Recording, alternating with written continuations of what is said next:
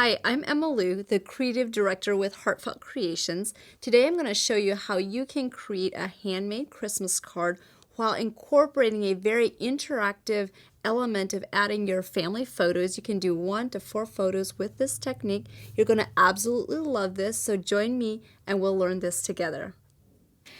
To create this card, I have just a traditional opening on the top, and then when you open this you see it beautifully decorated on the inside, but then you have these photos that you can attach on the front. You can flip it open, you can have a family photo, and then if you wanted to you can add your just write whatever you like on the inside. You could add another photo on this side or this side. So I'll show you how to create this. So to get started, I used just a traditional 6 by 12 card base and just folded that in half. And then I glued a 6 by 6 panel on the inside and a 6 by 6 panel on the outside. And I got those two pieces from the Sparkling Poinsettia paper collection. This is the card piece panel that I used that's going to be on the front. And then I used this piece. Now you could have used any of these pieces for the inside. So to get started, we're going to cut this opening. So what I found is I first of all love to glue it down on the front and on the inside both. So you'll just go ahead and I'm using, to cut out the squares and rectangles in the paper, I'm using the Cut Matte Create dies. One of the dies has more of the squares, the other one has more of the rectangles. So when you go to shim something like this, I typically add about 3 layers. Now if you find that you shim it and you're having a little bit of difficulty of still cutting it out, you might have too many paper layers you're trying to cut. So if that's the case, just go ahead and cut the square out of the center of the front and the inside cover first, and then glue it to your card base. So we'll just bring this out, and you have this card base all cut out. So we'll just remove this, just pop this out, just remove this piece. So just kind of pull that tape off very carefully. Usually I use a Scotch tape and just kind of press it against my skin to remove some of the stickiness. Just kind of pull very carefully. That did tear just a little bit, but we'll cover that with some glitter or an embellishment. So once you're finished with that, we're ready to cut with one of the Cut Matte Create dies for the inside of this card. So if you open this, you'll see that these flaps, to cut this flap, you'll want to make sure that you have a little bit of a fold. So how I did that was I took my piece of cardstock and just scored it right here so you have a little bit of an overlying flap, and then we'll go ahead and I'll put this paper, or put the die down, and then we'll put the paper on top. And just make sure that that fold bumps right up to the cut line that's right underneath, and just press down your tape on the front. So I'll just go ahead and do that, just make sure that that's lined up, and then we'll run that through and just cut that out. So we'll go, oops, that released. If you have your tape released, just go ahead, and I might have used that tape multiple times already. So let's just lay this down again. And just press firmly on your tape on both sides. If that happens to you, you can just go ahead and just put that on top. So we'll bring this up, and we're ready to put this through the machine and cut this out. So go ahead and put that in and put your plate on top. So for this one, I'm just adding that clear plate on top and running that through.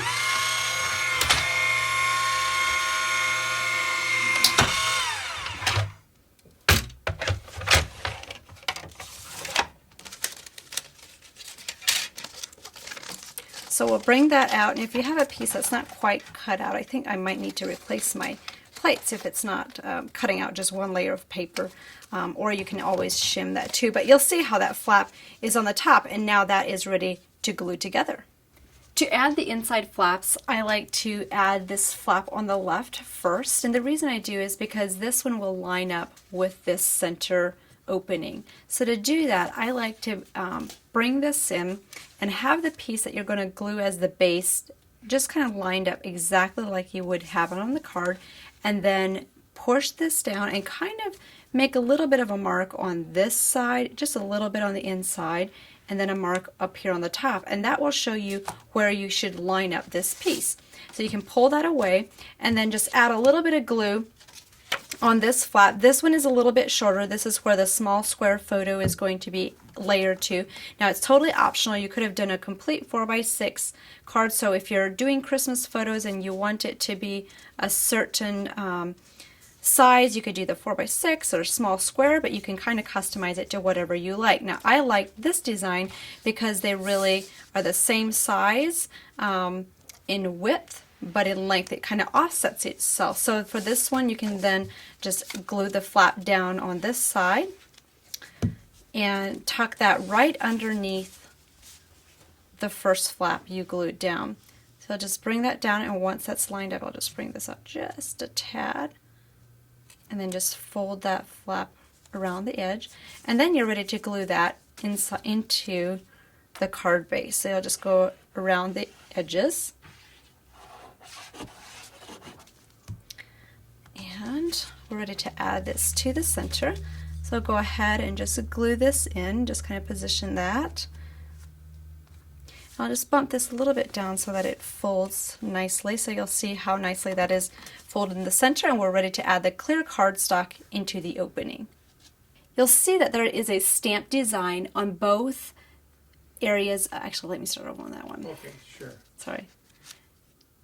You'll see that we stamped a design around the edges of the opening where the clear cardstock is. So if you don't want to add photos, you could do it around an oval of a card base. It just adds a very nice kind of clear window for your background. To stamp on clear cardstock, I always use the Stays On ink, so I'll just open this up. I chose the brown, but there are different colors. The black is a very vibrant black, and I just cut a clear cardstock square that was just a little bit bigger than the opening of our card center. So you'll just kind of randomly stamp around the edges just to get a little bit of the swirls into the center of the opening, so it kind of frames your photo or whatever picture that you decide to put in the background. So I love this idea and this technique because it really incorporates a family photo, or you could put a photo of your pet, whatever you like on the inside. It kind of gives a little bit more of a customized feeling to your card. So you'll have that done, and once you have that stamp, that is pretty much dry instantly, so you're going to be able to go back and add your glitter.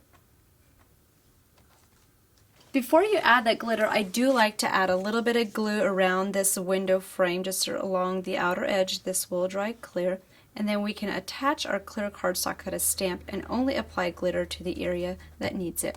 So go ahead and just apply that. Now if you wanted to and you don't want this clear cardstock showing on this edge, you could obviously pop dot the front and just put this clear cardstock in between the 3D area. So now you can go ahead and just add some glue lines to the area that is stamped, and this is a pretty light stamped image, so if you wanted it to show up a little bit more, you could stamp it with the black ink.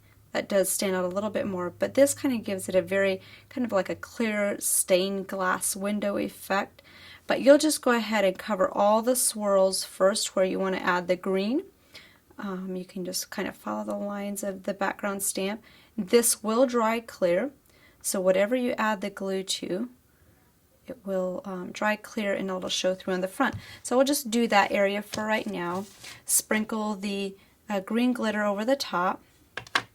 Just tap that off, and you'll notice that there is a little bit of static on the clear cardstock, but I don't really worry about that. Once it's dry, you can go back with a brush and you can just brush that off. There are also some berries on this design, so I'll just go back and just add some dots of glue where the berries are, and you can add the red glitter. So we'll go ahead and add just a little bit of that red glitter to the card. Just tap that off. So you don't have to be worried about the static, just kind of let it dry. And I'll show you how this looks from the front. So I'll bring this up, and you can kind of see that that is completely white, but when that is dry, it will be completely clear and it'll come through like you see on this card. So there are many patterns in the Sparkling Poinsettia paper collection that you can choose to do a card like this, and then you can just add your own photos. I loved how this one has the dog in the foreground, it's on the side there, and when you open it up, there's a complete family photo, and as you can see, our family has a lot of characters in it. You can do many different interactive folds on the inside of your cards. You're going to love adding your Christmas photos to the cards that you create. You can see more examples of Christmas ideas by visiting our gallery at heartfeltcreations.us. You can also subscribe to our YouTube channel to ensure that you don't miss those upcoming videos. Hopefully this will inspire you to get your Christmas cards started today. Thank you so much for joining me, and we'll see you next time.